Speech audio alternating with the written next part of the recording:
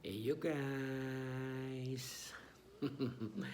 Ito po muli tayo and of course meron pong nag-message sa atin na ang sabi po niya kasi is ano ba yung masasabi mo Kuya JM? Kasi nga po plano ko nang magtrabaho pero willing naman po yung mga magulang ko na pag-aralin ako sa kolehiyo.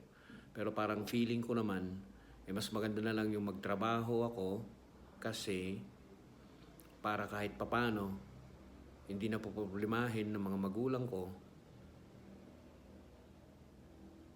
yung tuition o yung araw-araw na pagpunta ko sa eskwela.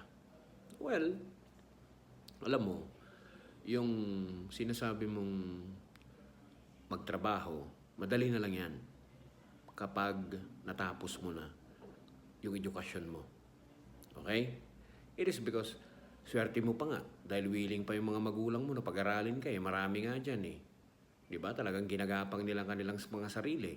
Makatapos lang sa kurso na gusto nila or mapaaral lang yung sarili nila.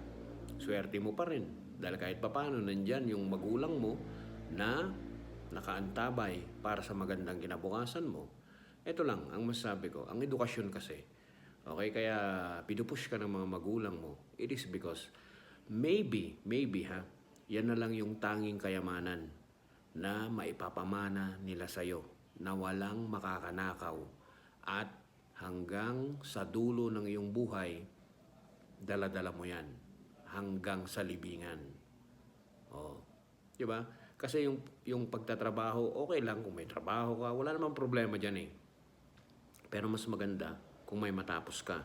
It is because pag may natapos ka, makahanap ka ng magandang trabaho, siyempre, maganda rin yung sweldo. Ayaw mo nun.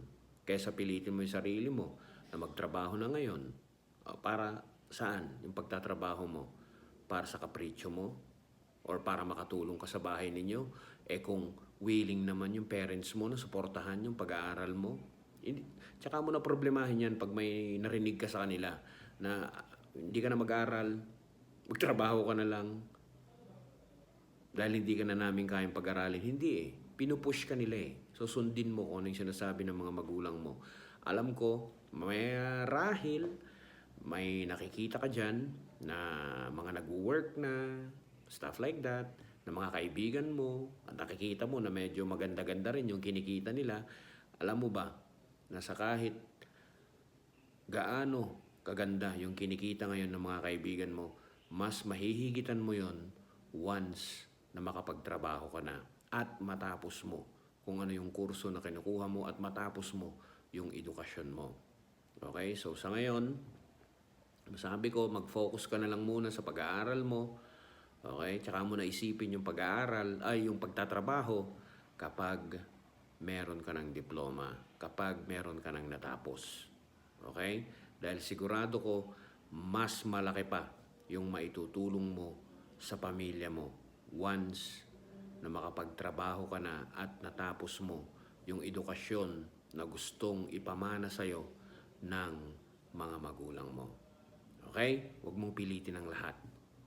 May pagkakataon pa para maisip mo kung ano yung magandang kahihinatnan kung mag-aaral ka at may matatapos ka. Yun lang. Peace out.